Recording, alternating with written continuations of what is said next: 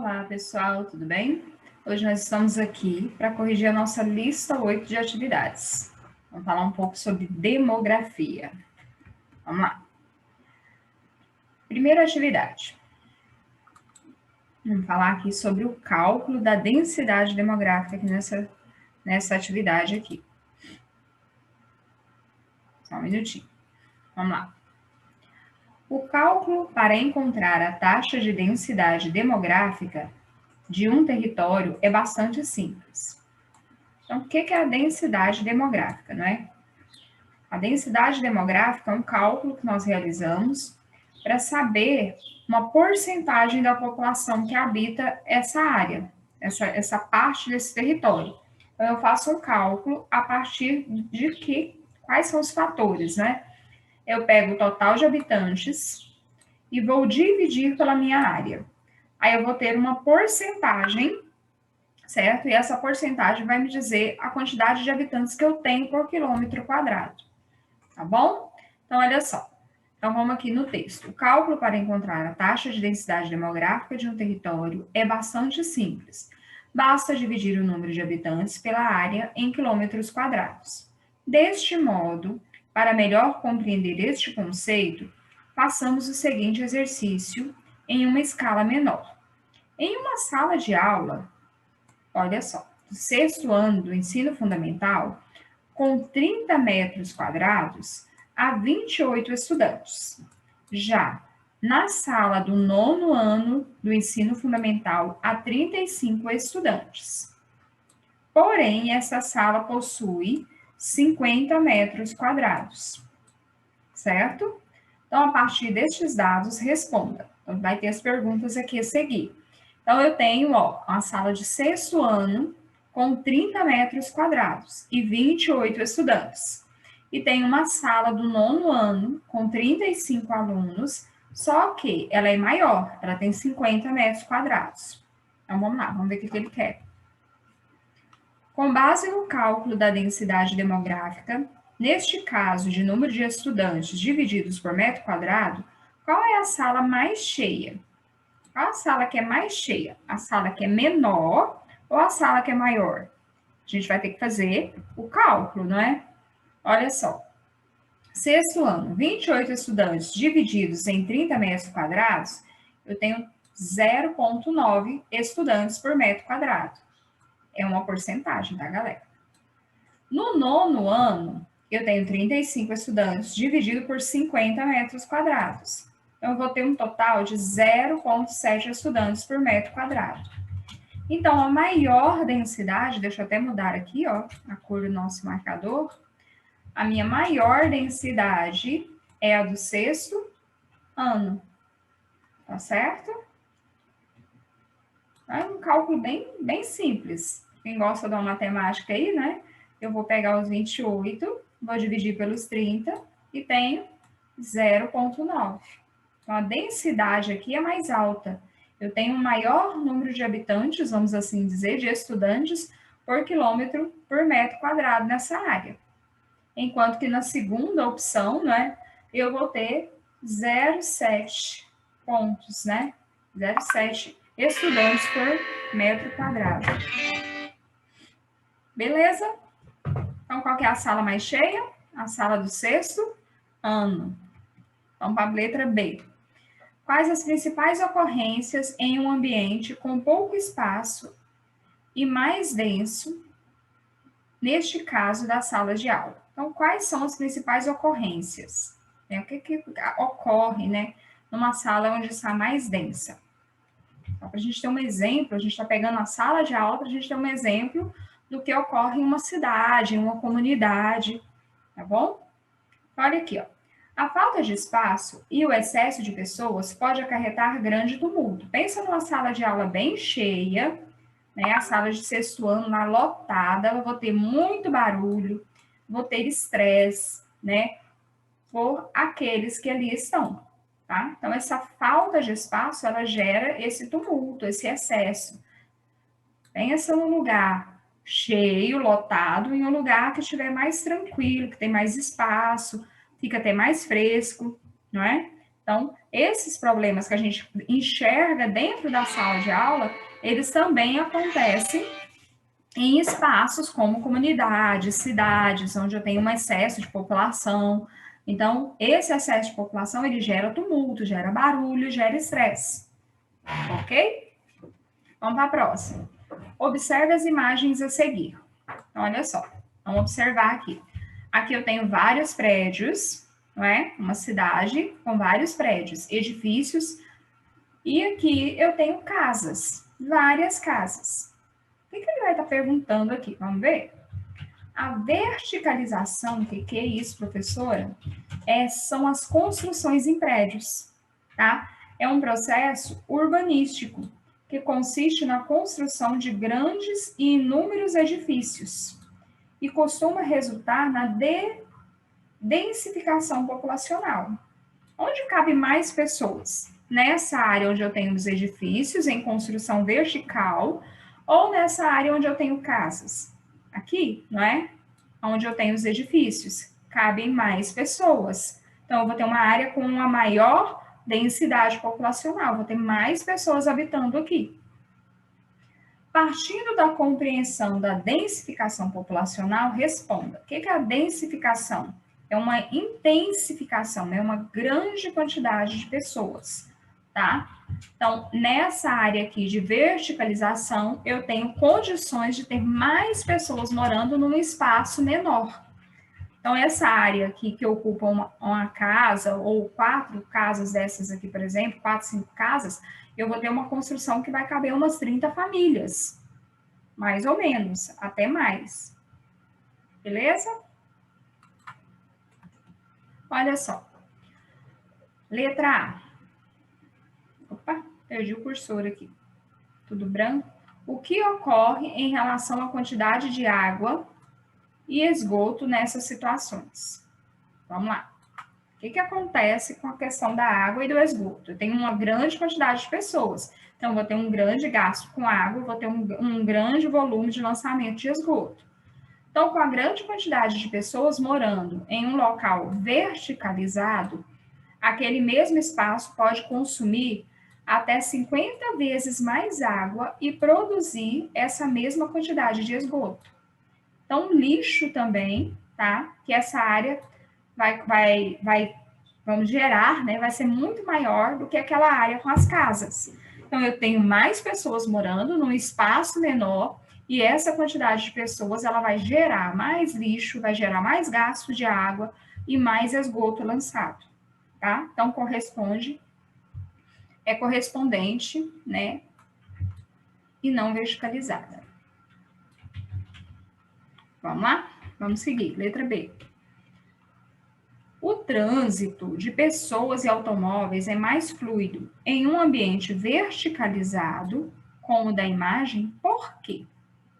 Por que o trânsito de pessoas, a circulação de pessoas, ela é mais fluida, ou seja, ela gira mais rápido, né, nesse ambiente verticalizado? Por mais pessoas habitarem esses espaços, o trânsito de pessoas e veículos sempre será mais restrito e congestionado, tá? Por reflexo também do espaço ser mais fragmentado, tá?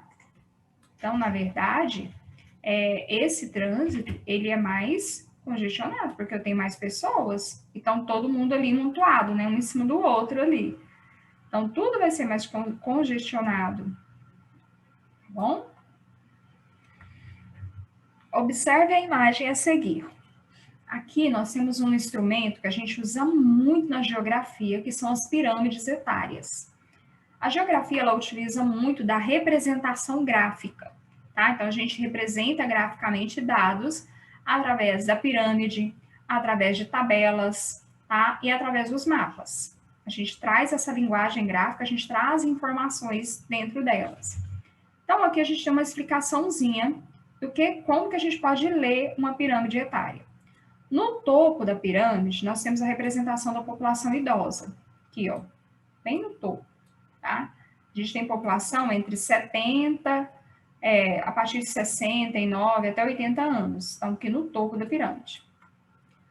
No corpo da pirâmide, nessa parte aqui mais bojuda aqui, ó.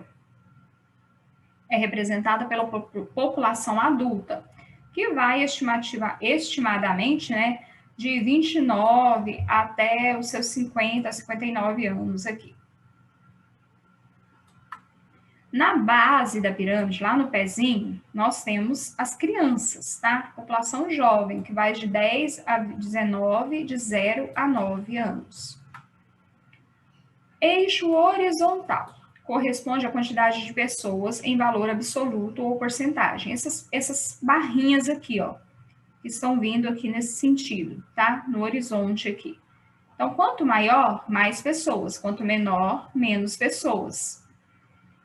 À esquerda estão as mulheres, tá? E à direita estão os homens. Aqui na nossa tá bem fácil de perceber. Eles colocaram aqui em azul e em rosa, né? A menininha e o menino aqui. Então, eixo vertical corresponde às faixas de idade, que é a medida que vai subindo a escadinha aqui, tá? Subindo. Verticalmente é subindo, tá bom? Nós temos as faixas de idade. Beleza? Então, aqui nós temos os instrumentos que a gente precisa para aprender a ler o quê? Uma pirâmide etária. Observe as mudanças das pirâmides etárias e responda.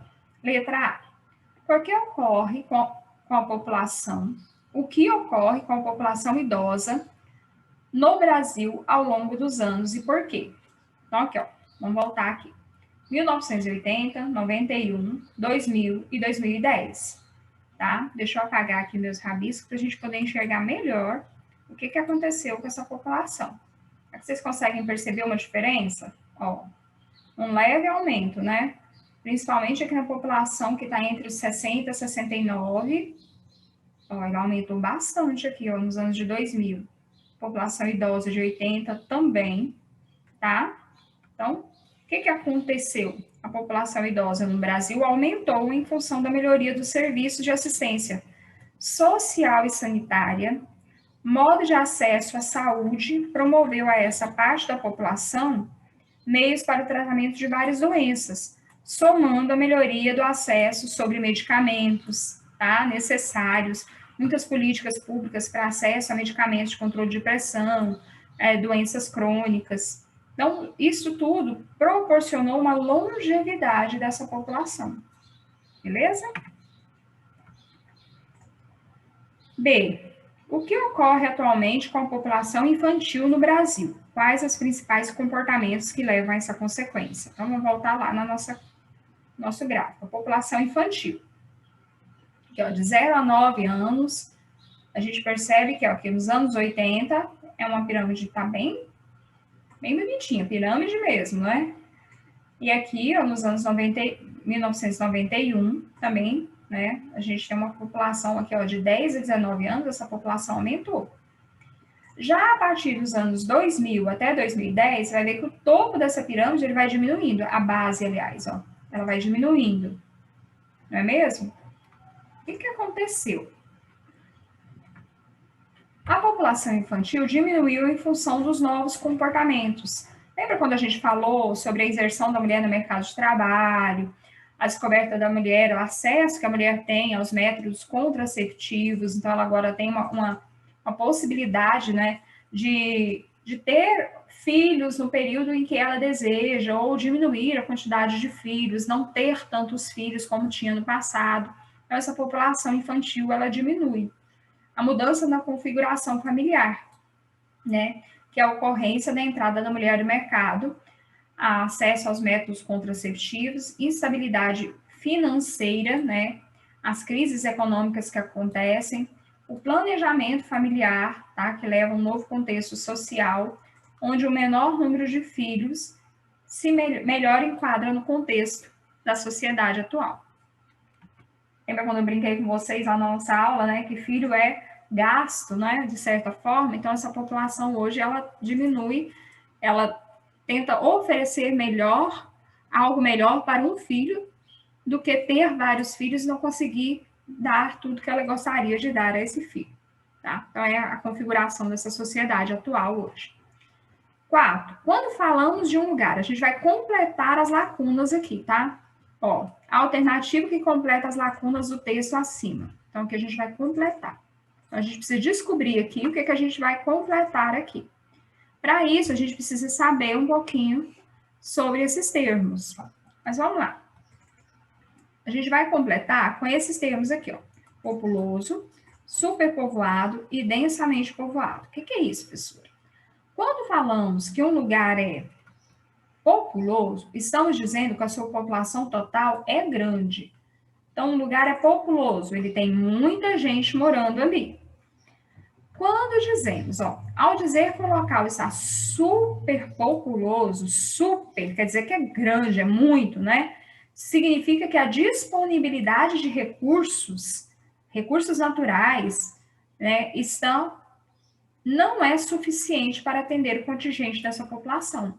Então, quando eu digo que uma população de determinado país é superpopuloso, aquela população está superpopulosa, é porque os recursos para manter aquela população já estão escassos, tá? Então, já está numa situação ali crítica. Densamente povoado. E, por fim, quando um lugar é densamente povoado, significa que há uma grande quantidade de habitantes por quilômetro quadrado, tá? É diferente do superpopuloso. O super é porque já chegou no momento crítico. Densamente povoado, né? É que por quilômetro quadrado, essa população está bem distribuída, há muitos habitantes por quilômetro quadrado. Cada quadradinho vai estar cheio de pessoas. Observe a imagem. Pirâmide etária brasileira, 1980. Olha só, uma pirâmide mesmo, né? Começou a base aqui, ó, e foi subindo. Tá. A forma de pirâmide etária indica que na década de 80, o Brasil. O que acontecia no Brasil nessa década de 80 aqui? Apresentava elevados índices de natalidade e mortalidade. Por que eu sei disso? Porque nascia muita criança, mas você percebe que essas crianças não chegavam à vida adulta, né? Aqui, ó, entre 15 e 19 anos, essa faixa aqui, ó, de 0 a 4 até 15 e 19 anos, essa pirâmide foi diminuindo. Então, aqui eu percebo que essa população nascia muitas crianças, porém ela ia morrendo e não conseguia chegar à vida adulta. Vamos lá. 6. Leia a manchete a seguir. 14,5% dos brasileiros moram fora do estado em que nascem, diz o IBGE. Minas Gerais, Bahia, São Paulo, Paraná são os que mais perdem naturais. Olha só, 35,4% da população reside em municípios diferentes daquele que nasceu. De acordo com seus conhecimentos sobre correntes migratórias, o que é a migração? É a saída das pessoas, né? O movimento das pessoas dentro do território. Responda às migrações populacionais destes estados citados ocorrem pelo mesmo motivo? Será que acontece pelo mesmo motivo? As pessoas que migram de Minas, Bahia, São Paulo, Paraná, elas migram pelos mesmos motivos? Não, tá? Quais as populações estariam sendo repelidas? O que é repelir? É que existe algo que tem dentro daquele contexto ali que faz com que ela queira sair, tá? E quais estariam sendo atraídas? O que é o processo de atração? É que existe algo ali que está atraindo, né? Que está chamando a atenção. Então, as populações repelidas do território nacional são aquelas que vivem no inchaço urbano, como, por exemplo, São Paulo, né? A região de São Paulo.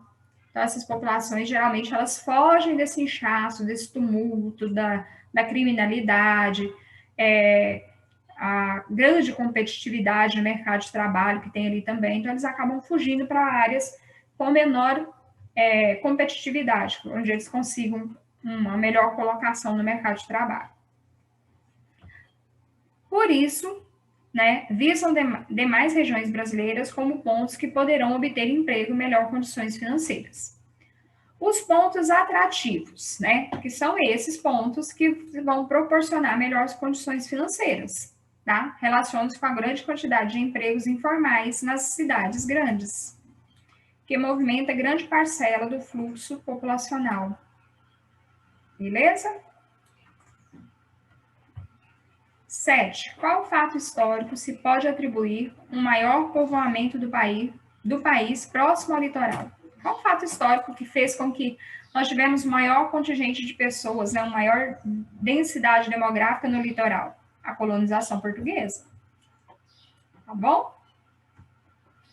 Pesquise o que foi a Marcha para o Oeste. O que foi essa Marcha para o Oeste? Você pode encontrar várias coisas lá, tá? Mas aqui, na minha pesquisa, a chamada Marcha para o Oeste foi um projeto desenvolvido pelo governo Getúlio Vargas durante a ditadura do Estado Novo, ditadura do seu governo, tá? Esse projeto foi criado com o intuito de promover a integração econômica e o crescimento populacional da região Norte e Centro-Oeste. Por isso, Marcha para o Oeste. Ele queria povoar essa região, tá? Ele queria, vamos dizer assim, fazer com que essa região fosse atrativa para que as pessoas quisessem, né, e desejassem ir para ali. Para isso, ele promoveu o incentivo fiscal, promoveu o povoamento, né, a distribuição de lotes, e fez grandes políticas para povoar essa região. A população brasileira é distribuída de maneira uniforme no território brasileiro. Você acha que a população brasileira está distribuída de forma uniforme? Não, tá, galera? Embora sejamos o quinto país com a população absoluta do planeta, né? Temos uma grande população, somos populoso, porém nós não somos povoado. O Brasil possui a distribuição irregular da sua população, tá? Que fica concentrada no litoral e na porção centro-sul do país. Essa irregularidade faz com que a densidade demográfica seja baixa. Por quê? A gente pegar a área total do território, ela é grande. Aí eu pego a população e vou dividir para essa área. A densidade nossa vai ser baixa, porque eu tenho um território grande, tá? Só que isso não retrata a realidade, porque na realidade a população está concentrada mais no litoral. Por isso que a gente diz que o Brasil é um país populoso, tem uma população grande, só que ele não é povoado. Povoado é bem distribuído, a população está bem distribuída. Certinho? 10. Observando as densidades demográficas das diferentes regiões do Brasil, pode-se dizer que o país é populoso? Olha só o que eu acabei de falar para vocês. O Brasil é populoso? Sim, porém é pouco povoado. Por que isso ocorre? O Brasil é tido como um país populoso em virtude do seu grande número de habitantes. Considerado o quinto país mais populoso do planeta, que é o nosso último IBGE, né? Porém, seu território é considerado pouco povoado. Por quê? Porque a população não está bem distribuída dentro do território, tá? Os dados de povoamento são obtidos através da densidade. Lembra daquele cálculo que a gente falou? Que consiste na divisão do número da população absoluta pela área. Realizando esse cálculo, fica evidente que o Brasil possui uma área muito grande para a sua população, com densidade demográfica, olha aqui, ó, bem baixa, sendo, portanto, pouco povoado, ou seja, a sua população está aglomerada nos grandes centros urbanos, como o eixo Rio-São Paulo, por exemplo. Certo? Terminamos. Parabéns, galera. Muito obrigada pela atenção. Fiquem com Deus. Dúvidas, eu estou à disposição.